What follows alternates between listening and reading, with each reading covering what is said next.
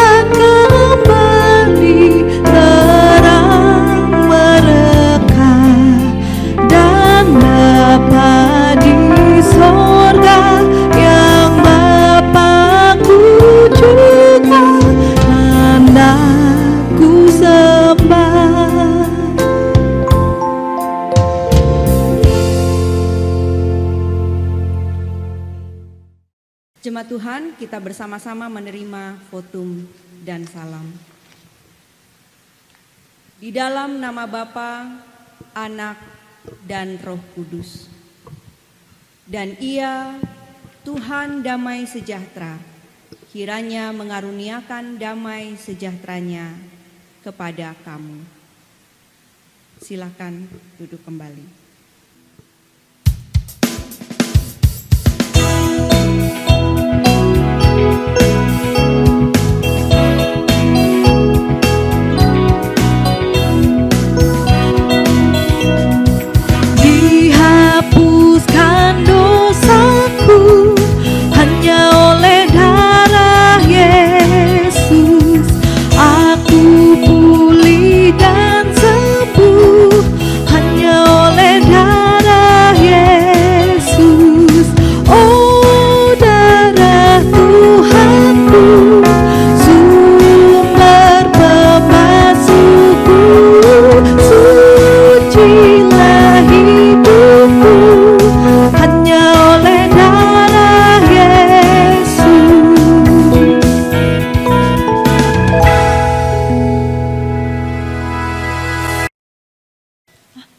Setelah kita menjalani kehidupan dari waktu ke waktu, Allah dengan setia menyertai dan memberkati kita.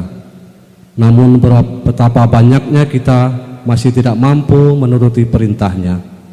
Karena itu, marilah kita datang pada Dia untuk mengaku dosa dan kelemahan kita. Marilah kita merenung ulang dan menyesali dosa di hadapan Tuhan dalam saat teduh.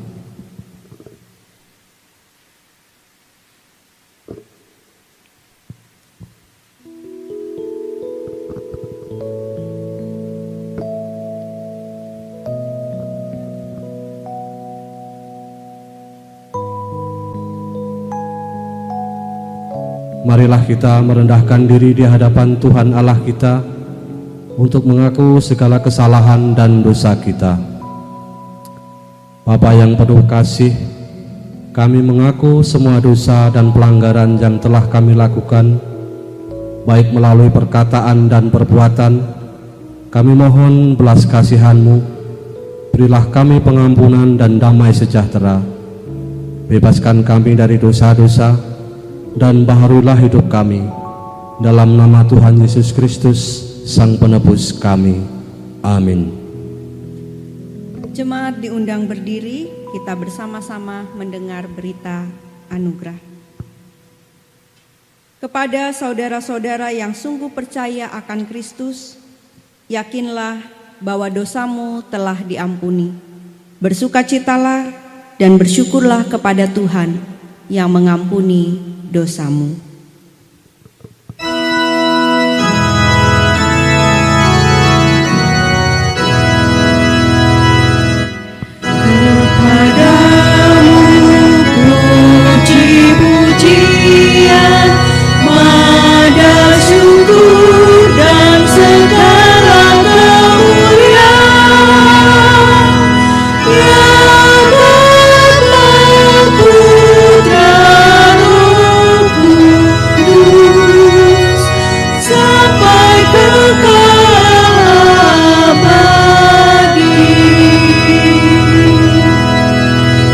Jemaat disilakan duduk kembali.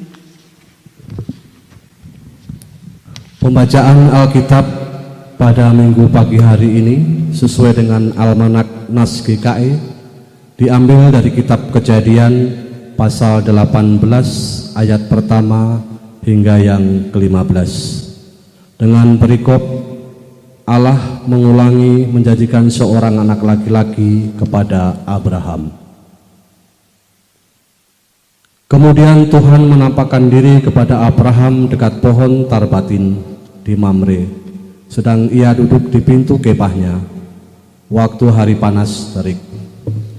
Ketika ia mengangkat mukanya, ia melihat 3 orang berdiri di depannya.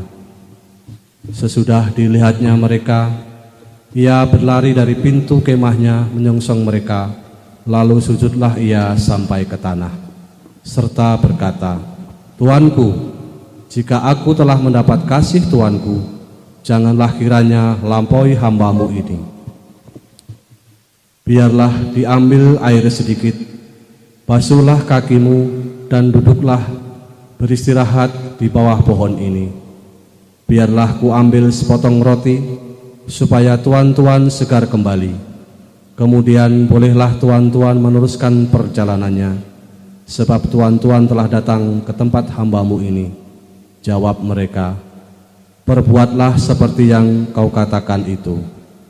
Lalu Abraham segera pergi ke kemah, mendapatkan Sara serta berkata, segeralah, ambil 3 sukat tepung yang terbaik, remaslah itu dan buatlah roti bundar. Lalu berlarilah Abraham kepada lembu sapinya. Ia mengambil seekor anak lembu yang empuk dan baik dagingnya, dan memberikannya kepada seorang bujangnya, lalu orang ini segera mengolahnya. Kemudian diambilnya dadih dan susu, serta anak lembu yang telah diolah itu. Lalu dihidangkannya di depan orang-orang itu, dan ia berdiri di dekat mereka di bawah pohon itu, sedang mereka makan.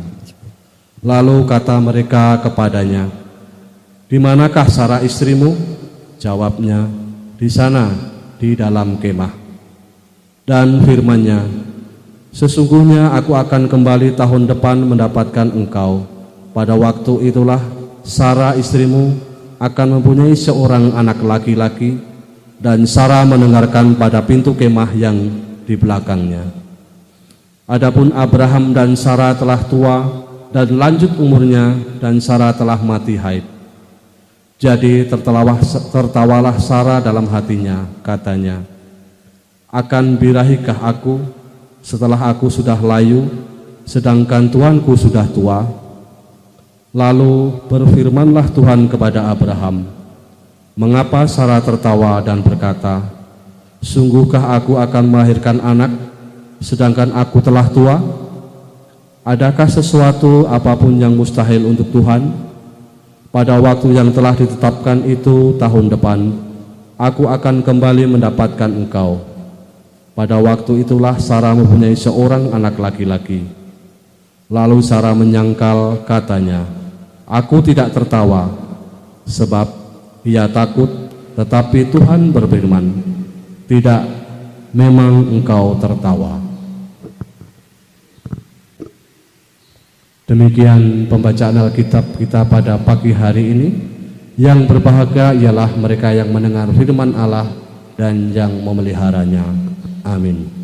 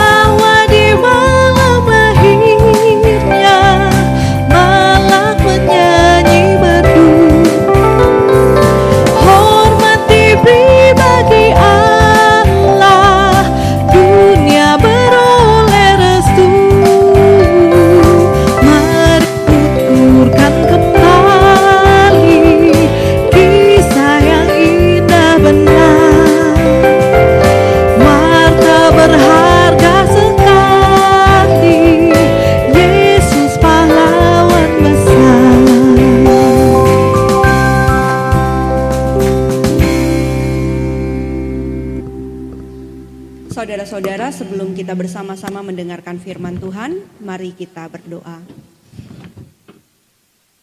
Ya Allah, kami membutuhkan Roh Kudus-Mu untuk mengerti dan memahami kehendak-Mu melalui firman Tuhan. Kiranya Engkau mencurahkannya atas kami sekalian, sehingga kelemahan, keterbatasan, dan ketiadaan kami disempurnakan oleh kehadiran Roh-Mu. Di dalam nama Tuhan Yesus, firman yang hidup, kami memohon. Amin. Saudara yang saya kasihi di dalam Kristus, nas hari ini yang telah ditetapkan oleh gereja kita untuk menjadi dasar firman Tuhan terdapat dalam Injil Matius pasal 9 ayat 35 sampai pasal 10 ayat 1 sampai 8. Di bawah judul Belas Kasihan Yesus terhadap orang banyak. Saya membacakannya untuk kita, bunyinya demikian. Demikianlah Yesus berkeliling ke semua kota dan desa. Ia mengajar dalam rumah-rumah ibadat dan memberitakan Injil Kerajaan Sorga, serta melenyapkan segala penyakit dan kelemahan. Melihat banyak orang itu, tergeraklah hati Yesus oleh belas kasihan kepada mereka, karena mereka lelah dan terlantar seperti domba yang tidak bergembala. Maka katanya kepada murid-muridnya, tuaian memang banyak, tetapi pekerja sedikit. Karena itu mintalah kepada Tuan yang empunya tuaian, supaya ia mengirimkan pekerja-pekerja untuk tuaian itu. Yesus memanggil ke-12 rasul. Yesus memanggil ke-12 muridnya dan memberi kuasa kepada mereka untuk mengusir roh-roh jahat dan untuk melenyapkan segala penyakit dan segala kelemahan. Inilah nama ke-12 rasul itu. Pertama, Simon yang disebut Petrus dan Andreas saudaranya, dan Yakobus anak Zebedeus dan Yohanes saudaranya. Filipus dan Bartolomeus, Thomas dan Matius pemungut cukai, Yakobus anak Alfeus dan Tadeus, Simon orang Zelot, dan Yudas Iskariot yang mengkhianati dia. Yesus mengutus ke-12 rasul. Ke-12 murid itu diutus oleh Yesus, dan ia berpesan kepada mereka, "Janganlah kamu menyimpang ke jalan bangsa lain atau masuk ke dalam kota orang Samaria, melainkan pergilah kepada domba-domba yang hilang dari umat Israel. Pergilah dan beritakanlah kerajaan surga sudah dekat.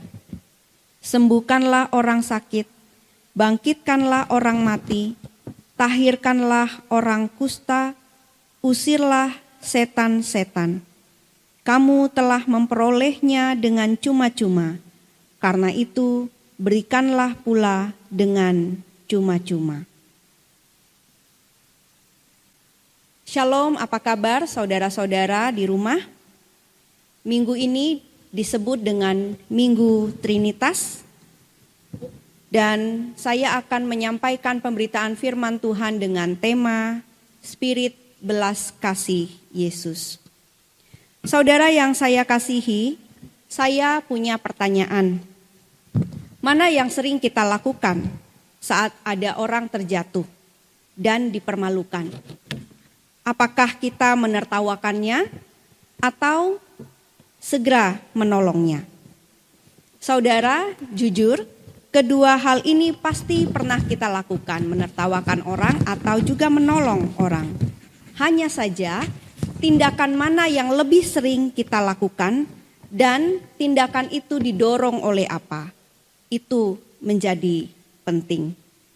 Nah, nas hari ini saudara adalah penggabungan 3 perikop kisah yang berbeda tetapi saling terhubung, yakni kisah tentang penyembuhan orang sakit oleh Yesus pada pasal 9 akhir, kisah pemanggilan dan pengutusan ke-12 murid atau 12 rasul yang terdapat pada pasal 10 awal. Secara naratif, kedua kisah ini berbeda, tetapi terdapat satu kata perekat yang membuat kedua kisah ini menjadi seiras, dan itu menarik perhatian saya. Kata itu secara tekstual ada pada ayat 36 pasal 9. Kata itu adalah tergeraklah hati oleh belas kasihan. Kata ini adalah terjemahan dari bahasa Yunani, yaitu splagnisomai, yang artinya perasaan simpati. Nah, kata splagnisomai itu sendiri berasal dari kata splagnon, yang artinya batin yang paling dalam. Lalu saudara-saudara, pada pasal 10, kata ini memang tidak muncul secara letterlek atau secara literal. Tetapi penjiwaan dari kata splagnisomai sangat jelas tergambar pada pasal 10. Lantas mengapa kata ini menjadi sangat penting? Saudara yang saya kasihi dalam Kristus, kebaikan yang dilakukan karena motivasi yang beragam. Ada orang melakukan kebaikan karena itu memang profesinya, pekerjaannya. Ada juga karena mengharapkan imbalan, atau karena ingin pujian, atau bisa juga karena merasa tidak nyaman.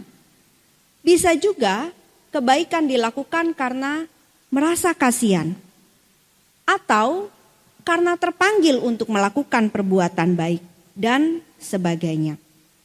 Tetapi kebaikan yang dilakukan oleh Yesus semata-mata karena hatinya tergerak oleh belas kasihan. Karena hatinya splagnisomai. Kita bisa baca pada ayat ke-36. Dan ini sangat menjiwai semua tindakan Yesus dalam pelayanannya. Saudara, jika tanpa hati yang tergerak oleh belas kasihan atau splagnisomai, kebaikan itu hanya nampak di luar sebagai perbuatan formalitas untuk memenuhi tuntutan tertentu. Seperti yang saya katakan tadi, karena profesi dan lain sebagainya. Tetapi kebaikan yang lahir dari hati yang tergerak oleh belas kasihan itu akan membekas di dalam hati orang yang menerima kebaikan, sehingga pada gilirannya menciptakan pencerahan, kekuatan, topangan, dan bahkan mendorong orang yang menerima kebaikan itu untuk kemudian melakukan kebaikan yang sama. Nah, tindakan kebaikan Yesus pada pasal 9 mewujud dalam tindakan kebaikan para rasul pada pasal 10. Yesus mengutus para murid untuk pergi kepada orang banyak, orang Israel, untuk memberitakan kerajaan sorga, bahwa kerajaan sorga sudah dekat. Dengan apa mereka memberitakannya, saudara-saudara?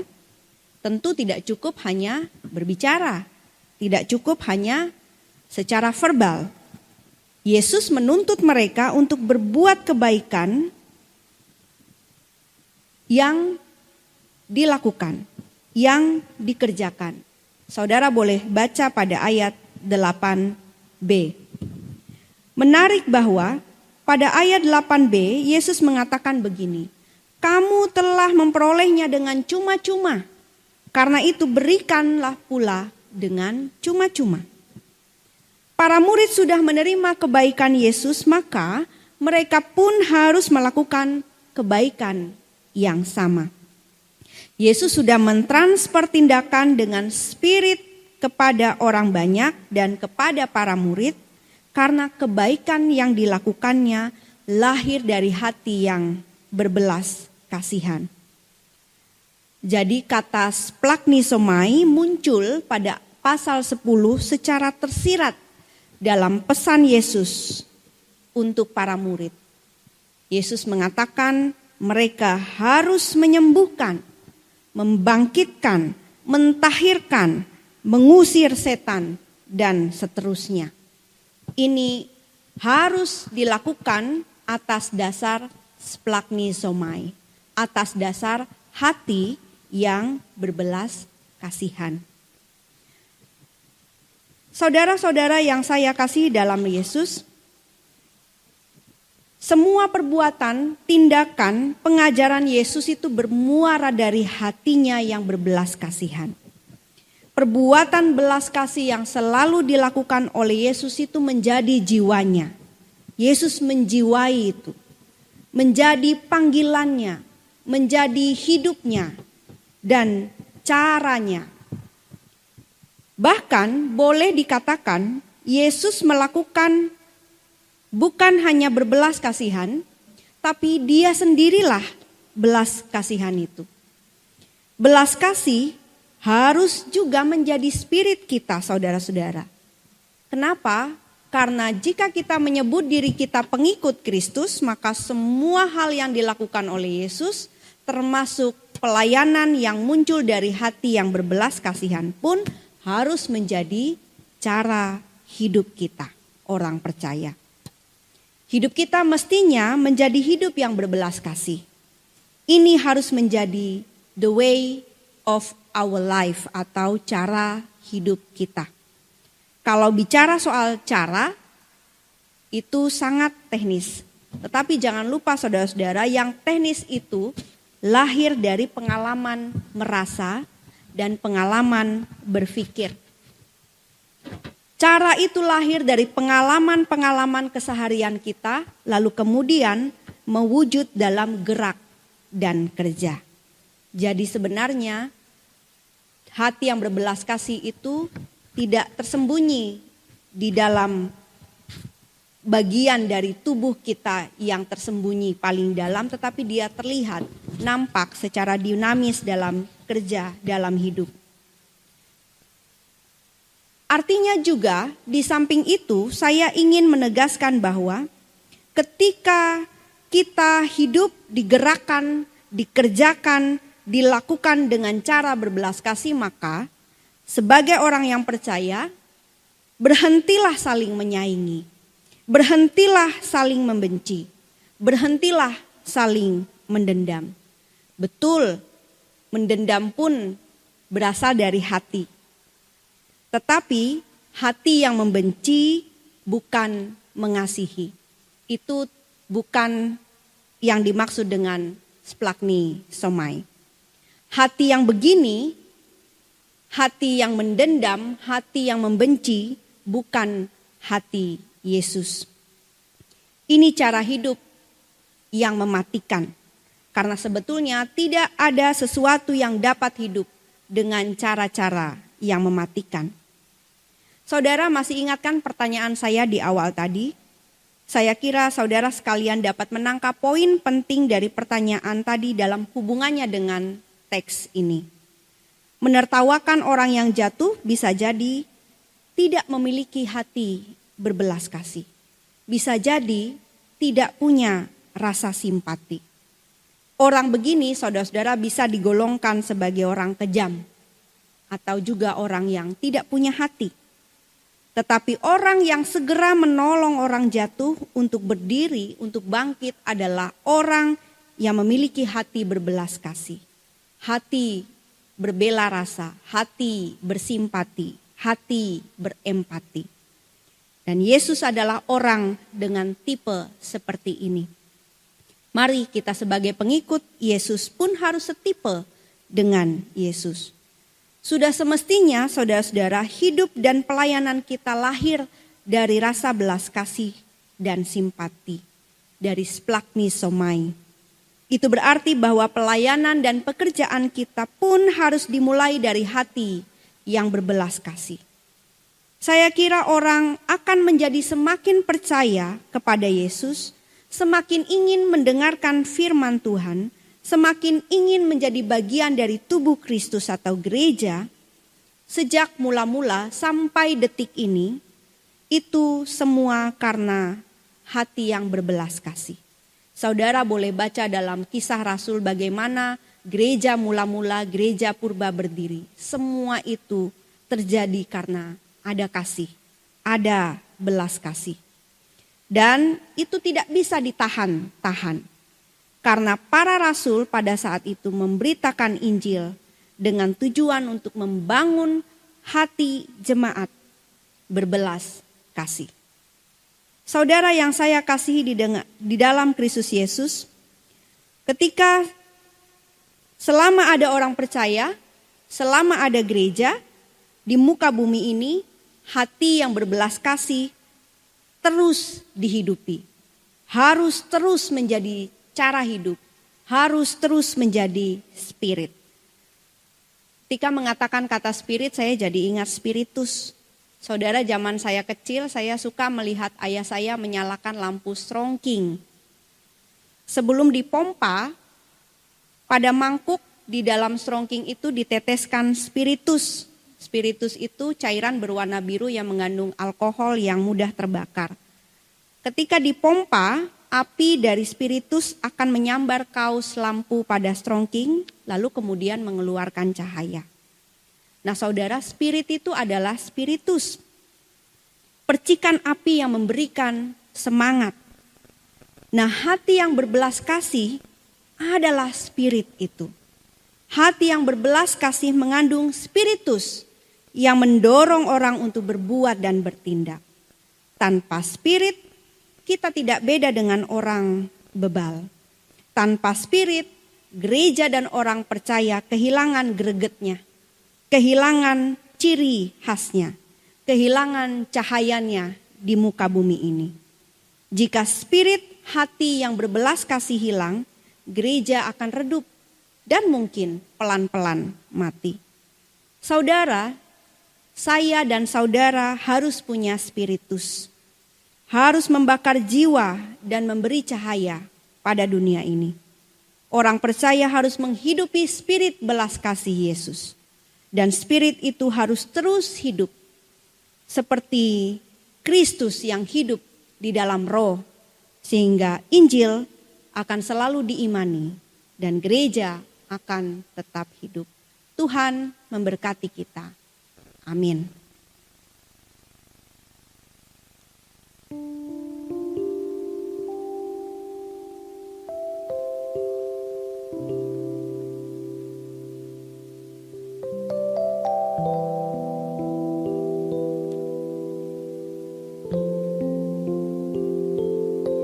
Saudara, mari kita merendahkan diri, kita bersatu dalam syafaat kita. Allah kami yang berbelas kasih, kami bersyukur memiliki dan dimiliki oleh-Mu. Belas kasih-Mu tidak terbatas, menembus zaman dan ruang, sejak pelayanan Yesus hingga merembesi ke kehidupan kami saat ini.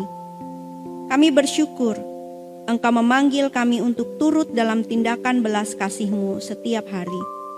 Siapapun kami, dimanapun kami berada dan bagaimanapun kondisi hidup kami terpanggil untuk membawa spirit belas kasih.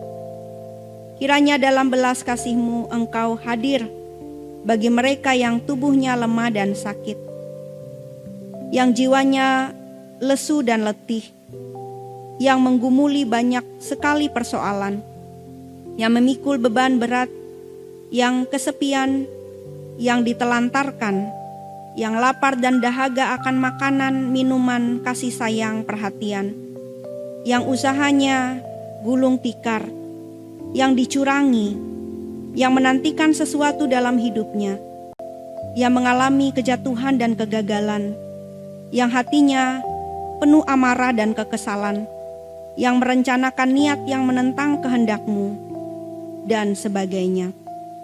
Hati-Mu yang lembut itu melegakan dan melapangkan hati dan jalan mereka. Ya Allah Sang Pelindung, kami percaya Engkau tidak pernah meninggalkan kami dalam ketakutan dan kekhawatiran di masa pandemi ini. Tetaplah Engkau menjadi sumber keselamatan kami. Sekalipun kami beraktivitas dan bertemu banyak orang, tolonglah agar kami lepas dari kuasa wabah penyakit ini. Hikmat yang Engkau miliki, Engkau curahkan bagi kami, agar menopang kami, sehingga kami setia melakukan kewajiban dan tanggung jawab kami selama pandemi ini. Kami tidak tumbuh menjadi pribadi yang egois, tetapi kami belajar untuk peduli akan keselamatan kami dan sesama kami.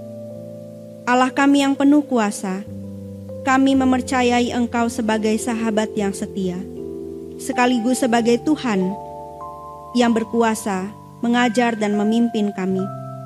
Kami menyerahkan seluruh hidup kami ke dalam tangan-Mu.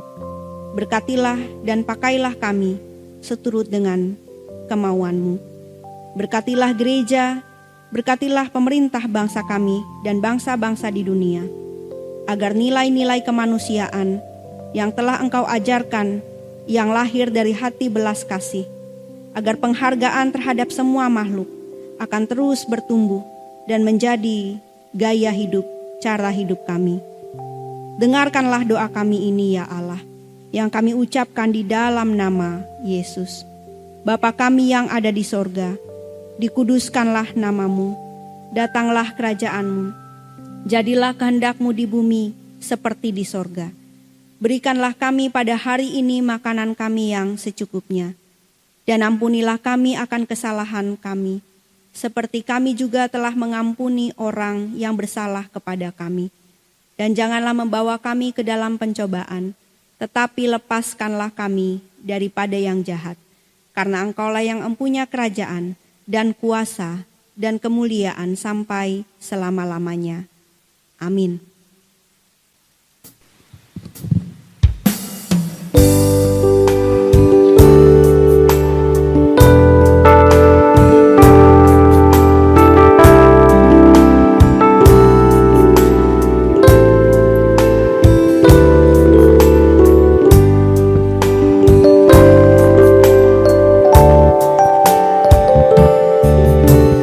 Berikan ku hati seperti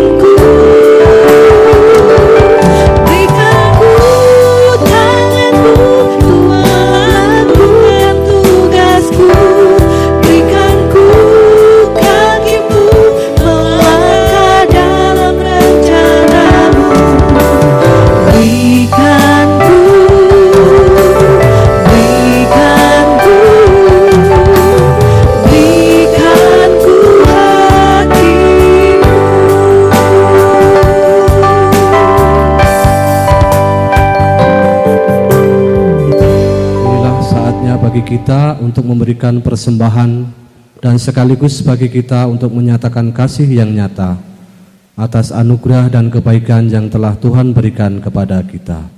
Nas pengantar persembahan, dalam segala sesuatu telah kuberikan contoh kepada kamu, bahwa dengan bekerja demikian kita harus membantu orang-orang yang lemah dan harus mengingat perkataan Tuhan Yesus, sebab Ia sendiri telah mengatakan, adalah lebih baik memberi, lebih baik berbahagia, lebih memberi daripada menerima. Sebelum kita menyerahkan persembahan, marilah kita berdoa. Ya Bapa yang bertahta di dalam kerajaan surga, kami mengucap syukur kepadamu atas pemberian berkat dan rahmat di dalam kehidupan kami di hari lepas hari. Di pagi hari yang cerah ini ya Bapa, kami akan memberikan persembahan kepadamu. Terimalah persembahan kami ini ya Bapa, untuk kepujian dan kemuliaan nama-Mu. Terima kasih ya Bapa. Di dalam nama Tuhan Yesus Kristus kami sudah berdoa dan mengucap syukur. Amin. Sementara persembahan dikumpulkan, jemaat menyanyi dari Kidung Jemaat nomor 138, Setiamu Tuhanku tiada bertara.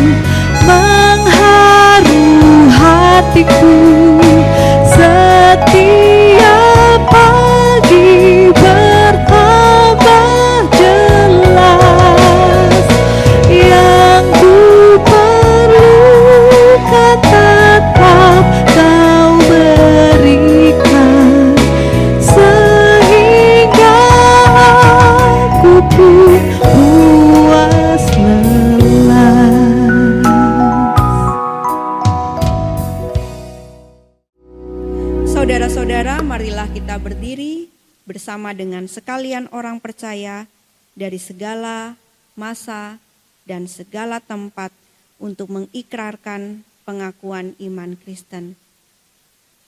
Aku percaya kepada Allah Bapa yang Maha Kuasa, Khalik langit dan bumi, dan kepada Yesus Kristus, anaknya yang tunggal Tuhan kita, yang dikandung daripada Roh Kudus, lahir dari anak darah Maria, yang menderita sengsara di bawah pemerintahan Pontius Pilatus, disalibkan, mati, dan dikuburkan, turun ke dalam kerajaan maut.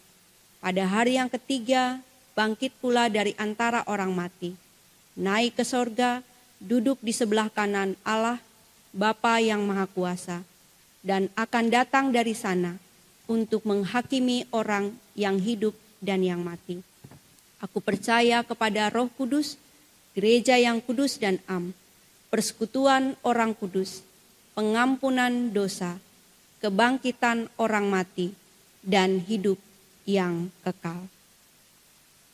Saudara yang saya kasihi di dalam Kristus, kembalilah kepada keseharianmu, lakukanlah pekerjaanmu dengan hati yang berbelas kasih. Tuhan akan mengiringimu dengan berkat-Nya. Kasih karunia Tuhan Yesus Kristus, kasih Allah, dan persekutuan dengan Roh Kudus menyertai kamu sekalian. Amin.